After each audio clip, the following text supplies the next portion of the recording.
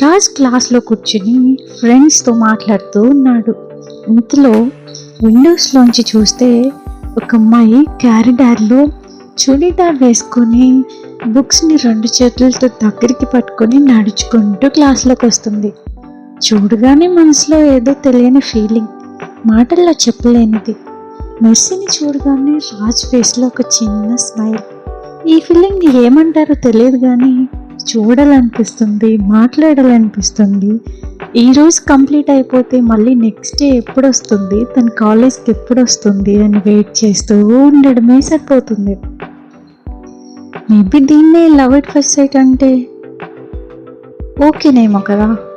So Raj తనని చూసినప్పుడు కలిగిన ఫీలింగ్ అప్పుడు మెర్సీకి తెలీదు. తన క్లాస్లోకి నార్మల్గా వచ్చి కూర్చుంది.